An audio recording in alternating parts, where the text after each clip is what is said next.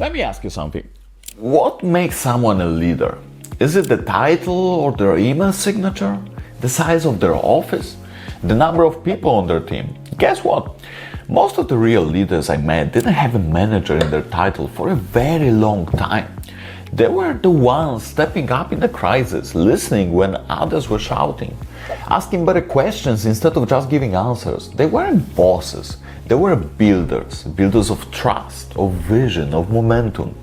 So if you're sitting around waiting for someone to call you a leader before you act like one, you are thinking about it backwards, because leadership doesn't start with the title, it starts with you. And today I'll show you exactly how to start defining, building and applying real leadership in your career. So let's go. Hey, it's me again and welcome back to Phoenix Career Masterclass. If you've been with us through this journey, you know that everything I teach is about building real lasting career growth, grounded in a strategy, not noise.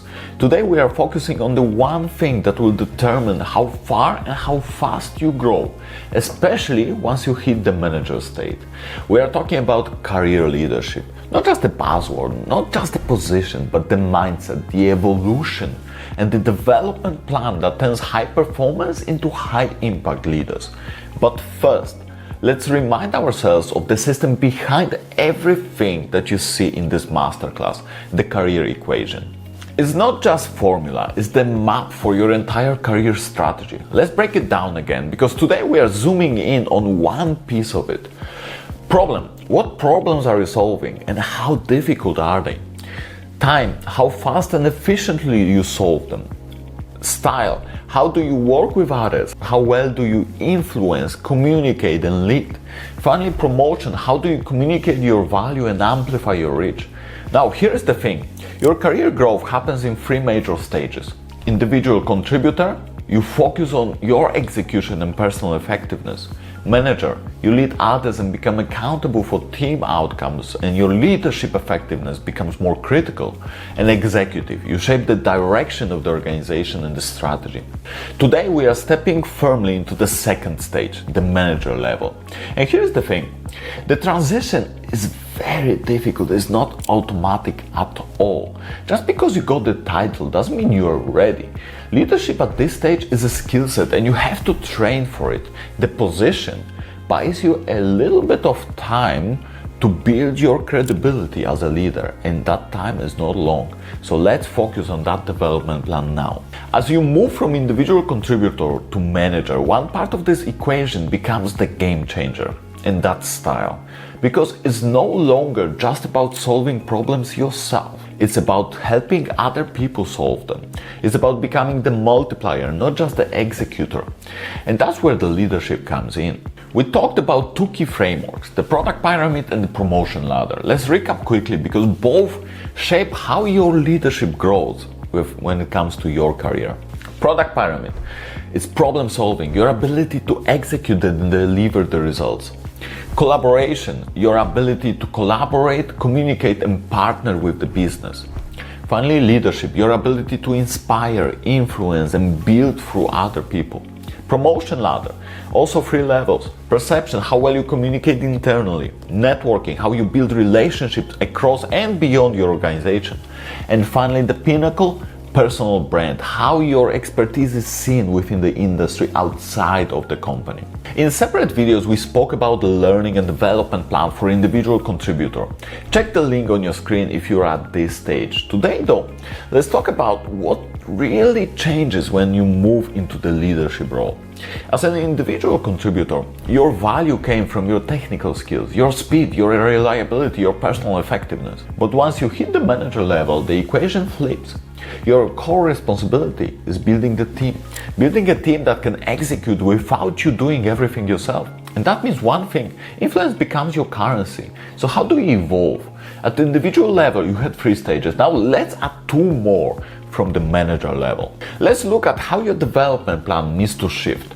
So when you are just starting as a manager, your core focus has to be on leadership and communication, 50% at least.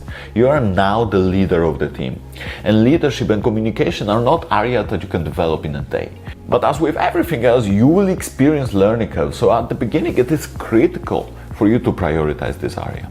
You might think that with the promotion you need to understand your new technical area as well, and that is true, but that's not urgent. What's urgent is how you establish yourself with the team and how you lead them. Because that development will last through your lifetime, and that's the most fulfilling part of the job as well. The remainder are the two other critical areas. 25% is the execution. You still need to know the work and you can't do all of it yourself. So now the execution is a little bit different. It's how you execute through other people, which also connects to the leadership part. Finally, 25% focus on the mental resilience. You will get overwhelmed. That's part of the job, but now you're obliged to shield your team from it. You are alone with it. That's unfortunately the brutal truth. When you become the manager, it's different resilience. You will have different problems. You will face different problems when it comes to people, their emotions, and you need to manage them. But in order for you to be able to do so, you need to be able to manage yourself well first. And that's where the mental resilience comes in. Over time, once you feel more comfortable leading the team, and I suggest you take at least a year before you shift it for the first time. But when you do, I suggest the following. You still focus on leadership, at least 50%. And this is the area that will remain forever here. Maybe over time we'll decrease that a little bit, but it's critical. But in this case, develop and apply your own leadership style. It always starts with copying and just sensing what works for you. Over time, you will see that there are certain elements and certain styles that work for you. There are some that are not. You are building your toolkit based on the leadership principles that you follow, and you start applying them more consciously. 25% focused on mental resilience. It's still the glue that holds all of this together and your resilience to keep going. If you didn't realize yet, you will very soon. Leading people is as much fulfilling as it is difficult. And your ability to stay resilient is absolutely critical as your team depends on you. 10% execution, but this time execution for other people, as we said earlier, and the focus decreases a little bit because we free up more time on the final point. Your core area mastery. Leave 15% there. This will become the basis of your personal brand that we'll be talking about in the future. And this area is the one focus that resonates the most with you and where you want to deepen your knowledge, experience, and overall expertise. Something that will become your brand in the future. Here is something that we don't talk about enough in career development as well. Place. It's where you choose to build your career. It's one of the 4 elements of the career marketing mix that we discussed when we spoke about the equation. And as you move into higher leadership, you will need to define it very clearly. Ask yourself, will I be open to relocation if the right opportunity comes? Do I want to work remotely, hybrid, or fully on-site? Am I building a long-term corporate career, or am I preparing to start my own company someday? There is no universal right answer, but leadership means having clarity. And leadership means involving your family, your values, and your vision, not just your ambition and your vision for your life. If you don't choose your place, someone else will choose it for you. And that's not leadership, that's a drift. You need to be prepared to build it intentionally, as the answer to each of these questions will determine the level of the opportunities that you will get in many different companies. That will determine whether you will want to stay in the corporate world for another 20 years or if you will start your own business. So think carefully about it, as it is bound to become part of your career strategy. And the answer fully depends on you and your family and the life that you want to build, the life that you envision for yourself. And I assure you, this question is going to come. So think ahead so that you are prepared when this question comes. Now, here's how to make this real. So starting today, map your learning plan. What phase of the manager journey are you in? What are the percentage splits for your development right now if you were to review what you're learning? Second of all, budget your learning. Remember, your development is your sole responsibility. It's the same as at the individual contributor level. So focus on ensuring that you do in fact continue to develop without depending on the company's training or free events. Define, reflect, refine your leadership style consistently. What's your leadership style right now? How does it align with your values? Are you making your team better or just managing outputs of it? Finally, Define your play strategy. Answer the hard questions about your long-term direction before they actually come to you. Decide if you are optimizing for flexibility, growth, or legacy. And make sure your family is part of the plan. That's not your sole decision. So let's wrap it up.